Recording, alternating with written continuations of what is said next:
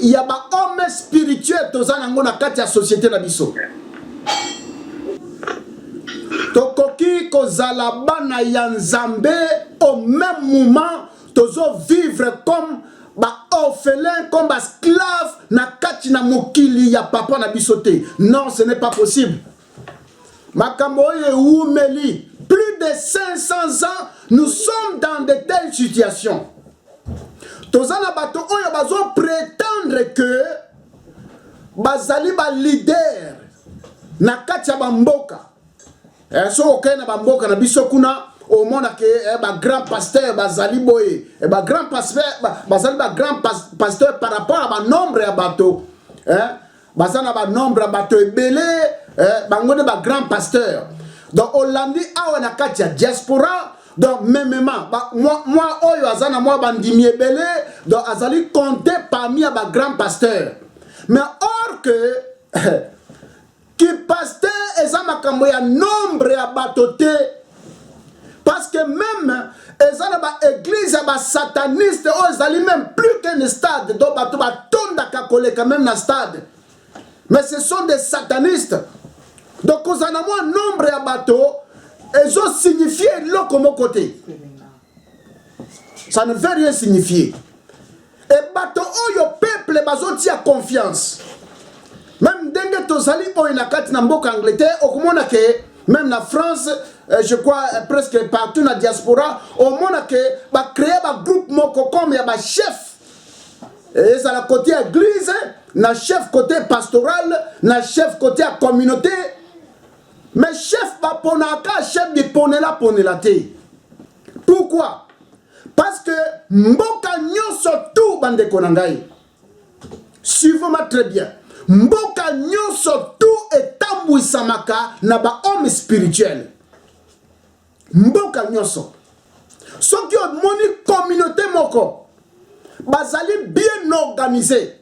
Donc ça veut dire côté spiritualité na bango pe ezali bien organisé. Parce que influence moko positive ya malamu et quand il na kati ya communauté te na kati ya société te soki ba oyo bazo prétendre ba leader ya communauté s'ils ne sont pas des hommes spirituels, ce n'est pas possible. Parce que eloko oyo ebongisaka makambo c'est la spiritualité. C'est-à-dire ezali tango na kati ya société na kati ya communauté bozana bato oyo bazana kati ya maturité spirituelle. Alors bato bazana kati ya maturité spirituelle bangonde bazali na facilité wana ya ko comprendre siko langage ya Nzambe et bazui yango sikoyo ba transférer yango et pas ya peuple ya Nzambe. Peut-être que au sali 20 ans na kati ya christianisme depuis comme chrétien, au sali 15 ans, au sali 10 ans, au sali même 30 ans. Mais tango oyo tozali to comme na tango oyo c'est-à-dire mokili ezozwa c'est-à-dire un virage moko boy très dangereux. Et oyo izo senga sikoyo ke ba oyo ba bengi bango bana ya Nzambe il faut batelema bana ya Nzambe ou bien basali ya Nzambe et ba oyo ba kotelema pona kotia fin na makambo wana ezali ba bébé spiritualité je vous assure soko za bébé spirituel okoko tenir te parce que tempête ezali telema munem. Mon pépé oyo ezo soufflé eza makasi. Ezo senga ba homme spirituel. Mais ce qu'on dit ka bébé, oko changer kalaté hein. Oko changer pesa.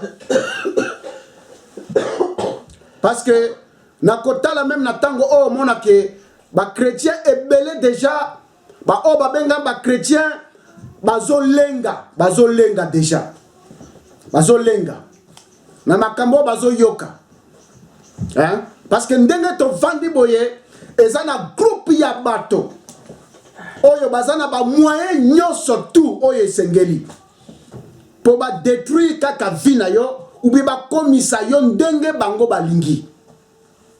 Ezo se former. Ezo ya malembe malembe. Ezo ya malembe malembe.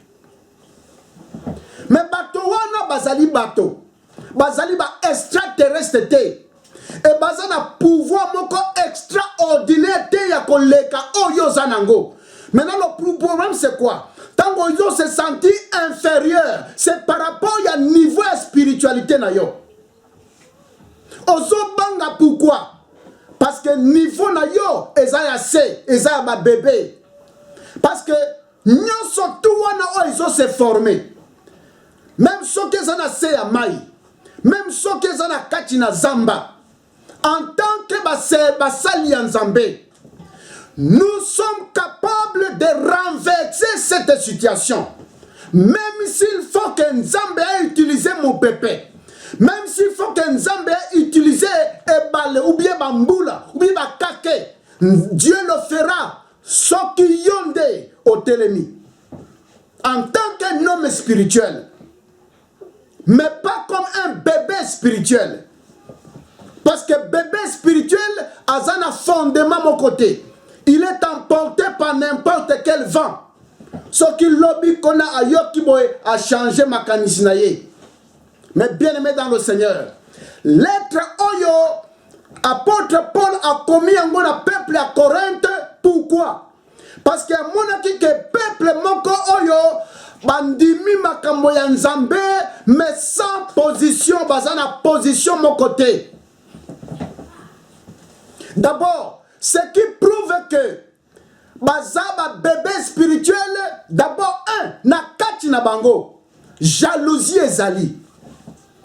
Premier signe de yango wana.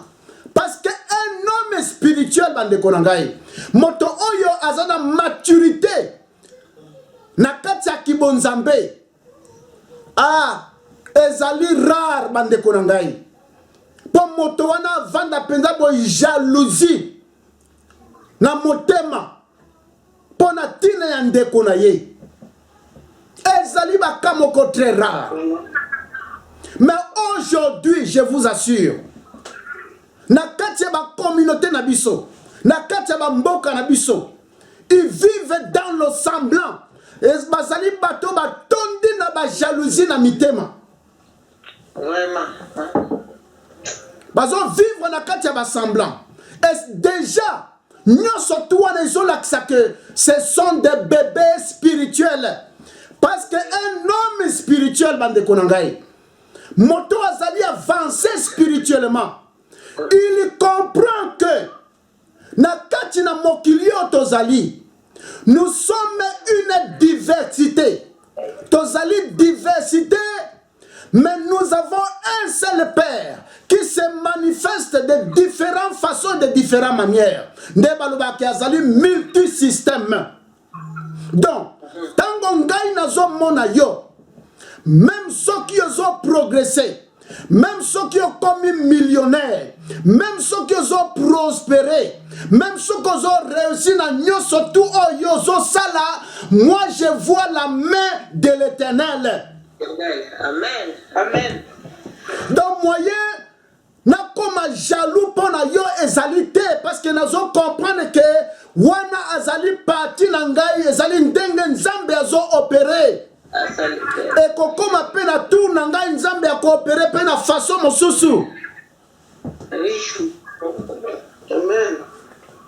Le monde physique, c'est le monde de la manifestation. Oyo Nzambe azo sala na ba différentes façons. Si on a un bébé spirituel, à quoi comprendre en côté? Ce qui a moninga a réussir, abani ko yoka kanda comme si moninga a jubilo ko nyosu ya mokili. Mais finalement, mais entre temps, obengami mosali ya Nzambe, obengami mwana ya Nzambe.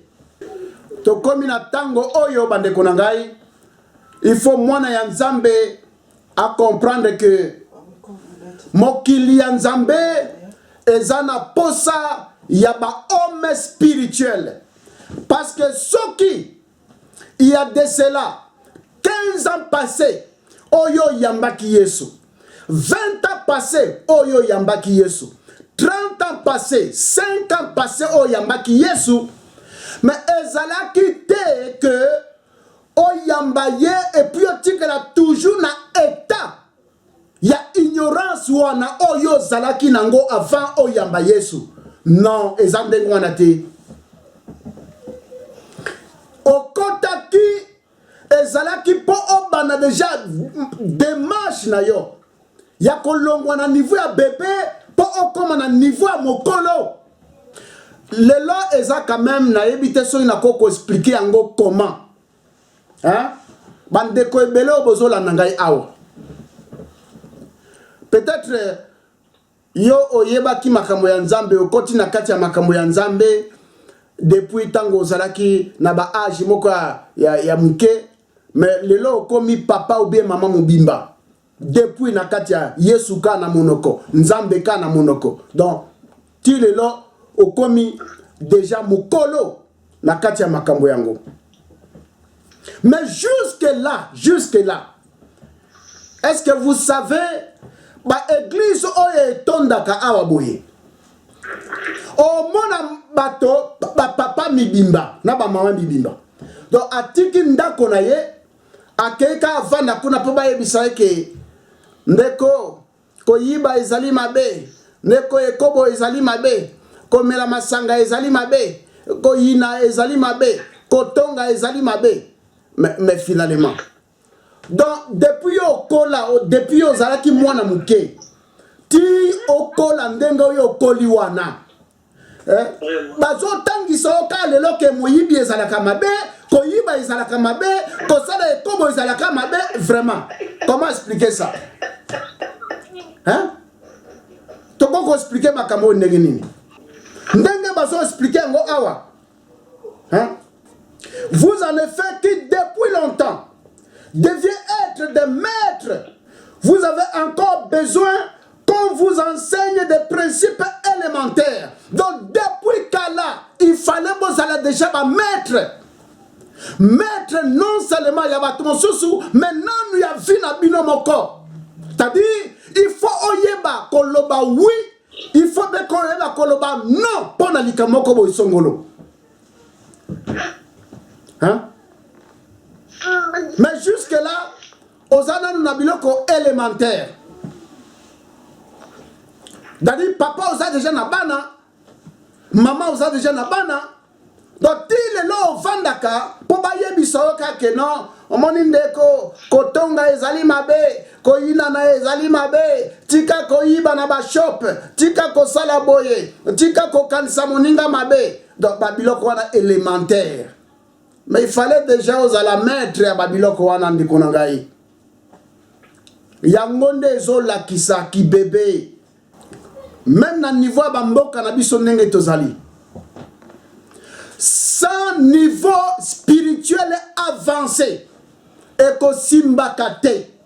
Bozo mona ba Asie, bozo mona Europe awa, bozo mona ba États-Unis, ezali ka lo physique te. Non, c'est la spiritualité qui est avancée. Ce qui est spiritualité, est avancée. C'est alors que comme un maître yabino moko. Parce que même tous ces gens qui vous menacent, c'est parce qu'ils sont avancés spirituellement. Ce qu'on yo olingi ozalaka bébé. Ndekonangai. Et comme il oyo, il faut fongola miso. Ça veut dire tilelo ezana bato oyo bazaka na posa ya babiloko ya mike mike, hein? C'est-à-dire biloko ya mike mike lingelo banini o ndeko ava olala belela makila na Yesu na nzoto na yo, makila na Yesu na mbeto na yo, makila na Yesu na kati ya banzungu, makila na Yesu boye na boye, belela moto na Nzambe boye na boye. Babiloko oyo bato balinga koyoka nde yango wana. Osoko moni eloko ganga au nom de Jésus. Mais au ganga combien de fois? Hein? Au ganga au nom de Jésus combien de fois? Au belela makila na Yesu combien de fois? Au belela moto na Nzambe combien de fois? liant Satan combien de fois? Au tindela ba faya combien de fois? Au bengana ba démon combien de fois? Ndeko nangai. Est-ce que tu comprends makambo oyo bien tu comprends ti? Nzambe azana posa ete olongwa na niveau ya ki bébé okoma na maturité. Ezana biloko mosusu oyo il faut banako yoka yango ezo beta na mutu lokola marteau. Po mutu efongwama. Parce que bato mingi pe bazali lelo. Soki ya quelque part o azo yoka wana atie mato azo yoka ka soki bakotanga kombo ya Yesu bien bakotanga kombo ya Yesu te. Pourquoi? Parce que pasteur na bango ou bien apôtre na bango, soit disant apôtre, soit disant évangéliste na bango, ayebisaki bango déjà. Soko quelque part bazotanga kombo na Yesu te, keba na place wana. Mais finalement, ce pasteur-là est un grand ignorant. Ayebi eloko mon côté. Pourquoi ayebi eloko côté? Parce que d'abord, eloko oye salaka, ce n'est pas le nom de Jésus. Nazoib Sabino solo. Ce n'est pas le nom de Jésus. Parce que na kati na moto nyonso tout azali na vie grâce au souffle de tout puissant. Amen. Grâce au souffle de tout puissant. C'est pour cela que la Bible nous dit dans l'homme c'est l'esprit. Ce n'est pas l'esprit d'un animal, ce n'est pas l'esprit satanique, mais c'est l'esprit de Dieu dans tout un chacun de nous. Merci. Et l'oko ils ont une efficacité. Et ça dit tango moto ça dit conscient que le même esprit qui a soufflé pour que la lumière devienne lumière, c'est le même esprit qui est en lui. Donc tango azo telema, azo bimisa maloba, c'est avec toute efficacité. Yangone salaka makambo. Soko zo bimisa maloba ka waya ka ndenge wana obakisi au nom de Jésus. Hein? Wana eza niveau ya ba bébé spirituel. Moto zo comprendre que en moi il y a un pouvoir à travers maloba nangai onga nazo bimisa. Na lobi boye pona tina ya vie nangai, pona tina ya bana nangai, pona tina ya libala nangai, pona tina ba projet nangai, ndenge na lobi, ndenge yango ebimi, ezali pe ndenge ekokisami, otikali ferme là-dessus. Amen. Yango nde salaka makambo ndeko nangai. Mais soko zana ba principe wana te ozaka na au nom de Jésus. Au nom de Jésus, kaka ne fait rien. Sinon, la société na biso linga qui est changé le long d'enge tozali ba vie na biso déjà linga qui est changé makamunyo sto linga qui est changé. Mais au nom de Jésus, nous mourons de la pauvreté. Au nom de Jésus, nous sommes toujours dans la misère. Au nom de Jésus, nous sommes toujours dans l'ignorance totale. Au nom de Jésus, mais nous restons toujours manipulés avec le nom de Jésus et le sang de Jésus côté. Au nom de Jésus côté, le sang de Jésus côté. Bébé spirituel. Moto na moto, il faut comprendre que Azali et Kelamu Yanzambe et que Azana plein droit na yena katia mokilio tozali. Et même ndenge pe makambo ba virus oyo ndenge makambo ya corona ndenge ezo bouger na kati na mokili boye ndenge na sima nango bazo préparer makambo ya ko vacciner bato mais pona nini ekoma ko vacciner moto par force pour quelle raison? Et puis okomona pe boye ba oyo ba benga miba na Nzambe bakomi tika ka ndenge wana comme si na mokili oyo bazalaka na droit mon côté. Alors moi je dis non. Vie ya mosali ya Nzambe na mwana ya Nzambe et dépendaka na ba mouvement politique te. Et dépendaka kaka na Nzambe. Vie na ye ezali influencé par la puissance de Dieu. Point barre. Awa na kati ya famille ya école des disciples. Ce n'est pas pour rien oyo tozali à côté lema. Totelemi pourquoi? koloba non na nyonso tu oyo eleka oyo toyebi ke ezali bien te, il faut kobwaka yango na poubelle. Ah oui, ah oui, ah oui, ah oui. Ba vieux système nyonso tu ya kala ya bindima bwaka yango na poubelle. Priez là, bwaka yango na poubelle. Ba croyance ya lokuta bwaka yango na poubelle. Mutu nyonso bandeko na ngai ndenge tozali aboyi bokanisa te que c'est-à-dire ndenge lelo ekomi lokola fashion, c'est-à-dire mutu nyonso tu azana mwa groupe na ye oya se connectaka soit na Facebook soit na Zoom alandaka ba mateya boy na boy. Tout ça c'est des vieilles fashion, eza ba fashion akala. Fashion asika ezali que moto na moto à comprendre que azo fait partie à univers au telemi likolo ya mokili na yo. Et que à chaque fois où il y a un problème, zonga na kati ya sanctuaire dans le lieu secret, o ezali kati na yo moko. Et solo na papa na o ezali présent parce que Dieu est présent, il est notre Père tous. Donc comme na tango oyo, il faut la connecter.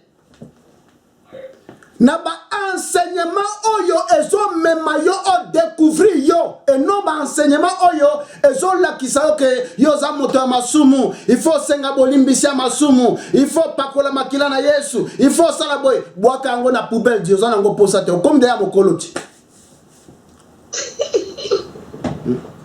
Combien de temps oyo ki makambo wana?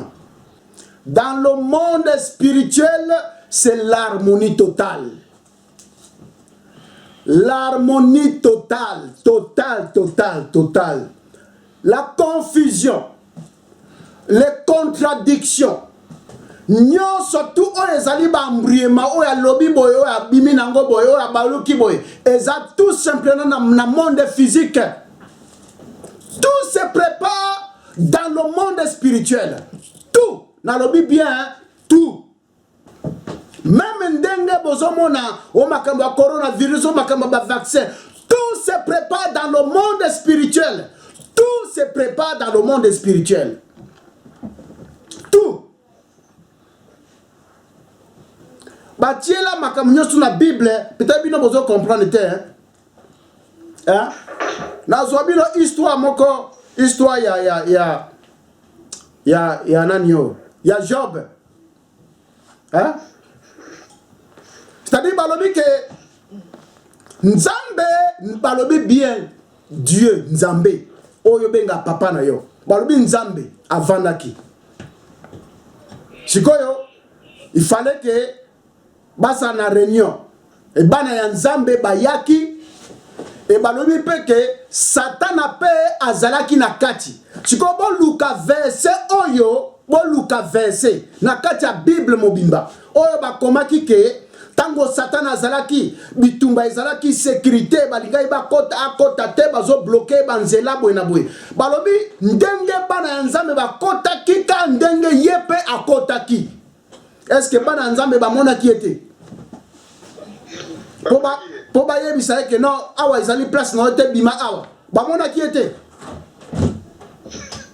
et puis eloko akokamo balobi tango bakoti histoire oyo continue na bana ya Nzambe continue te balobi ka oyo continue na Satan, c'est-à-dire conversation Satan na Nzambe fara sikoyo bolanda bangai bien conversation oyo ezoleka entre Satan na Nzambe ezali makambo oyo kosalema na monde physique na vie ya Job. Est-ce que bozolanda ngai bien? Amen. Donc tout se prépare dans le monde spirituel, que ça soit du bien, que ça soit du mal. Alors yango wana, tango bomonaka makambo nyonso tozoleka physiquement, il faut être un homme spirituel pour entrer dans la dimension spirituelle. Parce que ceux qui ont eu solution, la dimension spirituelle dans le monde physique, et là, comment on peut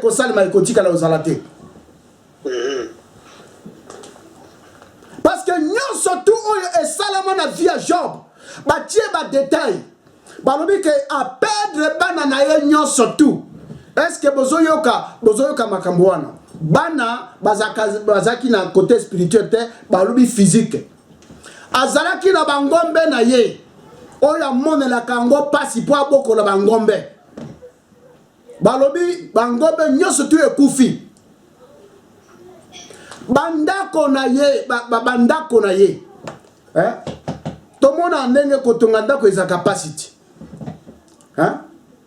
kotonga ndako ezaka facile te moto asufri kotonga ndako na ye moto ezwi nyonso tu eziki etomonaka mpe awa surtout na bacommunauté na biso mpona kobala fo tala nanu poche eza ndenge nini mpo tanga otindela liste awa tala liste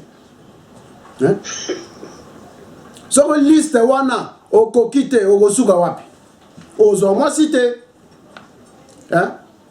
moto abali mwasi na ye ndenge wana alo mwasi mpe pa atiki ye basuki ka wana te balandi ye tina sante na ye abandi maladi akondi ti donc nzoto comme lokola makayabo oyebi nde makayabo ezalaka nzoto ekomi ndenge wana balobi akoma kuanza yango na nzete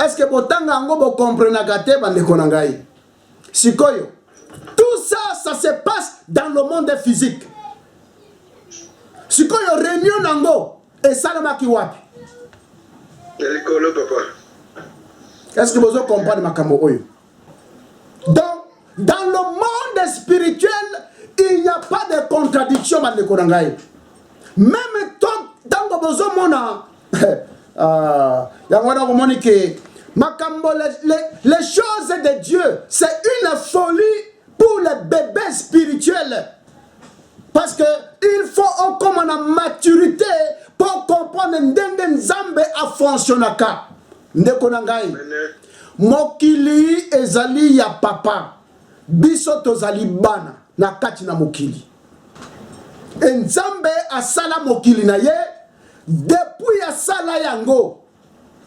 tilelo azalo seul oyo akambaka mokili na ye mokambi azalaka mibale te ndeko na ngai liwa okobanga yango te il faut nde mikolo nyonso se préparer ndenge nini ya kozonga na maboko ya papa na yo ndenge pe utaki epa na ye eloko eza très important de yango wana obanga liwa obanga yango yo ozomona te est-ce que ba o ba lekaki kala liboso na est-ce que baza lisusu donc ça veut dire que so monike moninga leki ça veut dire que tout na pe boya oleka na yo donc makambo kobanga wana ezate et makambo pe ya kondima kozala esclave pona kobanga liwa eza pe lisusu te eloko kobanga lisusu ezali te mais luka o développé maturité spirituelle na yo na kati ya kibonzambe ba bébé spirituel ba lekisaka tan pona kote ya bato kama makambo ba démon mokili nini boyebisa ngai mokili nini oyo balobi ke et se développa te po ba démon ba leki mokili nini mokili oyo et se développa te ezaka mokili oyo bato bazala ba ignorant. C'est plus simple que ça. Donc bitumba ya bana ya nzambe elingaki ezala contre ignorance et non contre ba démon. Parce que les démons c'est rien du tout. Rien et l'autre côté. Pouvoir oyo zanango démon moko akoko telemate. Démon moko akoki ko telemate na pouvoir oyo ezana kati na yo. Amen. Amen. Amen. Et bitumba oyo il fallait basali ya nzambe ndenge tomonaka omona bakangi tala bato ebele eloko bazopompele bango na mutu ezaka ke bademo kingandi bademo ya mariage bademo ya pauvreté bademo ya kozanga kobota makambo nyonso to ekoma demo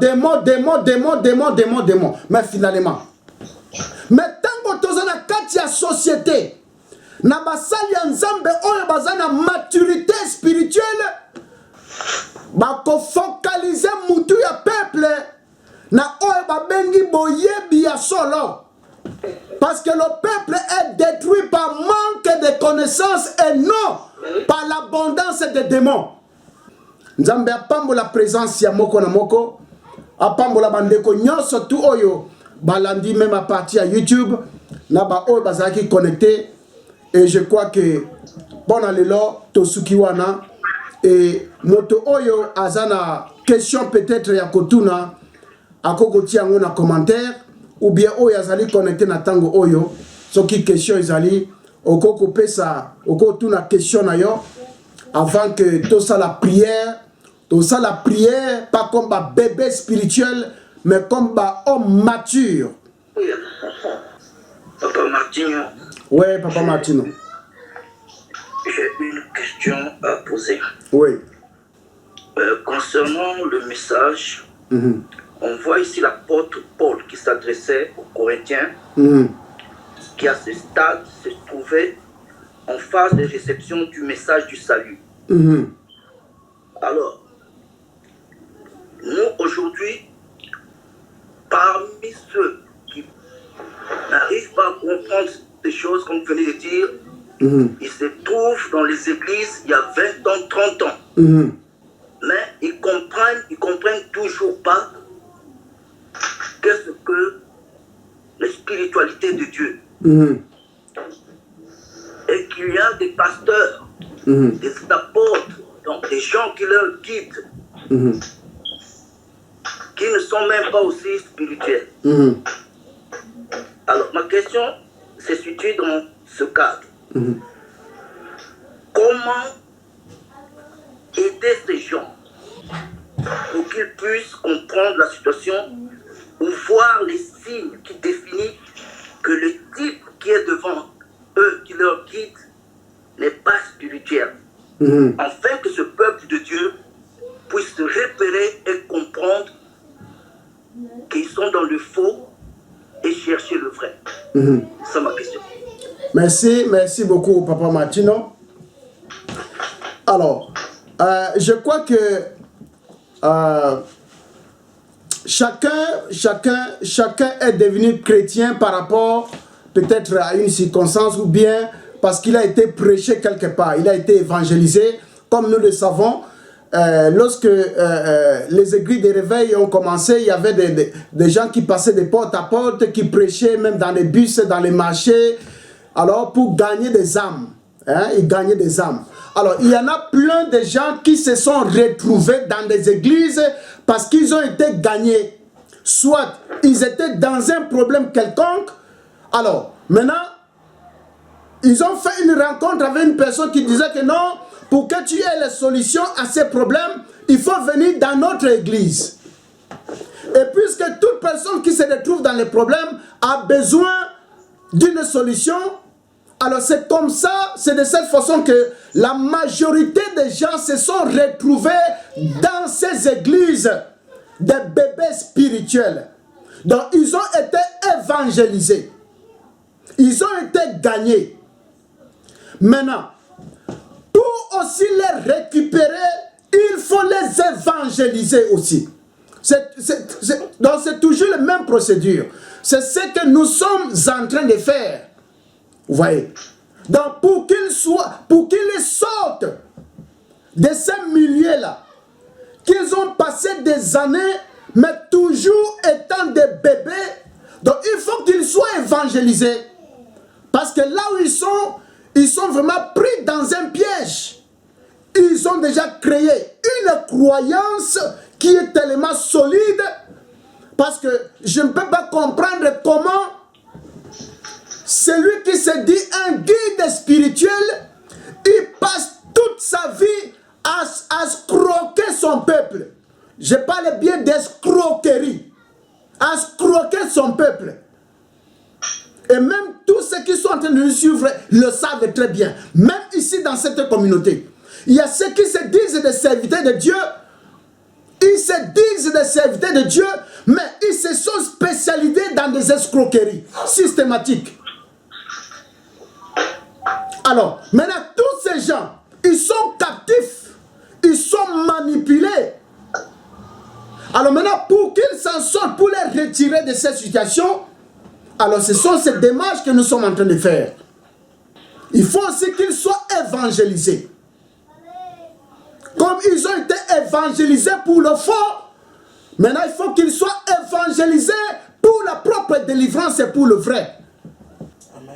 Donc c'est ce que je pouvais donner comme réponse à votre question, Papa Martino. Papa, Oui. Si je pouvais aussi compléter. Oui.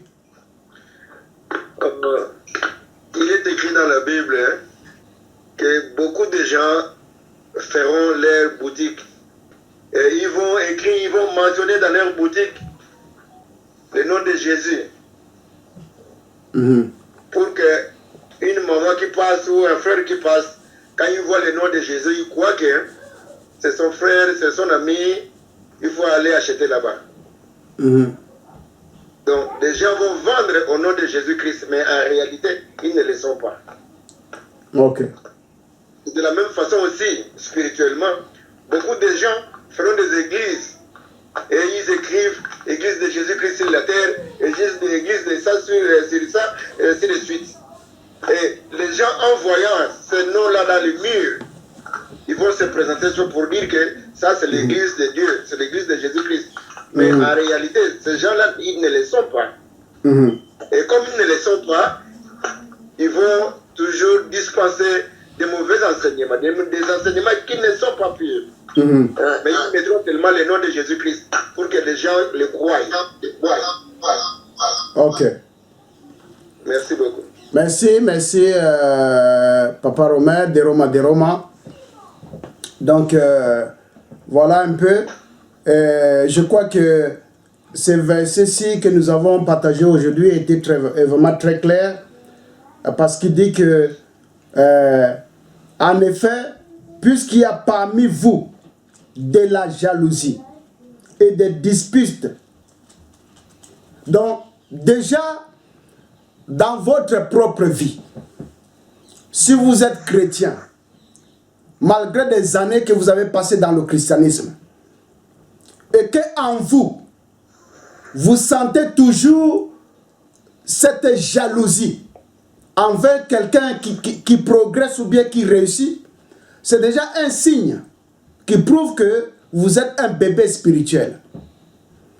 À part ça, on parle aussi des querelles. Quelqu'un qui se querelle déjà à tout moment, soit au travail, tu querelles, soit dans la vie de couple, vous allez trouver que la femme est chrétienne et le mari aussi est chrétien, mais ils passent tout le temps à se quereller. Ça prouve déjà que vous êtes des bébés spirituels.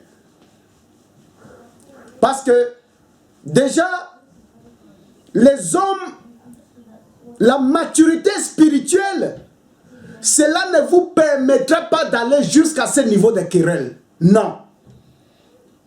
Cela ne vous permettra pas d'aller jusqu'au niveau d'escroquer les autres parce qu'ils sont ignorants. Non.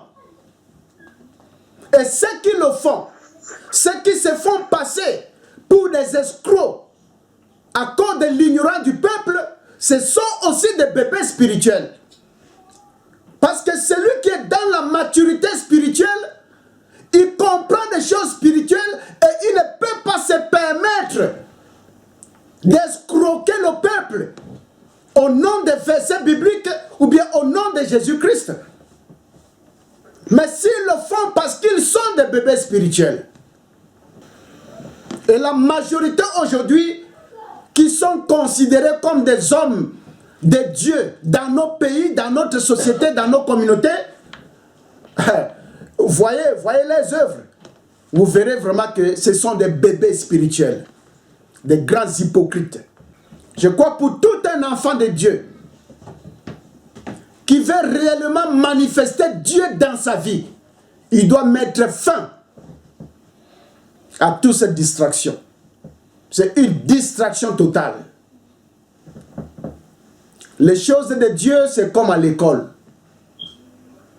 Ezaka ndenge nazo pesa awa, mutu na mutu azo zuango na niveau na ye. Et mutu na mutu pe ako développer yango na niveau na ye. Et oyo pe azo développer te akotika la pe position na place moko. Oyo azo développer yango, a omona pe ke non mayele peza ezo fongwama niveau pe ya connaissance ezo mata. Parce qu'azo développer yango.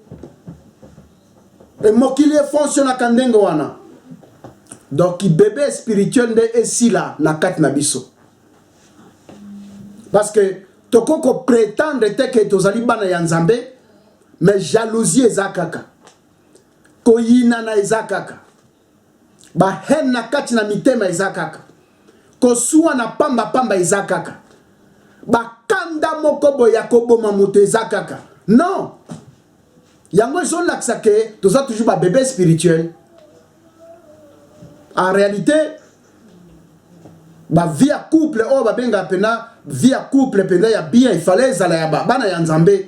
Parce qu'on se dit que moi si azo comprendre, mobile pe azo comprendre, bazana maturité moko spirituelle et ba to ndengwana, bo mona ke harmonie même na kati ya ndako ezali. Mais quand vous trouvez moi si aza chrétienne, mobile aza chrétien, mais na ndako donc eloko ezo lekate eza lokola oya tie libaya boy o pe tie boy. Mais finalement vous êtes tous des bébés spirituels. Parce que awa bato oyo bazos croquer bato bakozwa pe Bible ba telemi bazo te yango pe au nom de Jésus.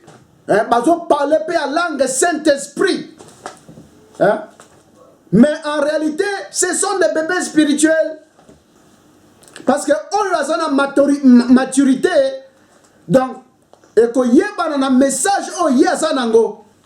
Donc, yangwana na ebite soki ndeko moko azana question mosusu ou bien commentaire par rapport à message na biso alelo.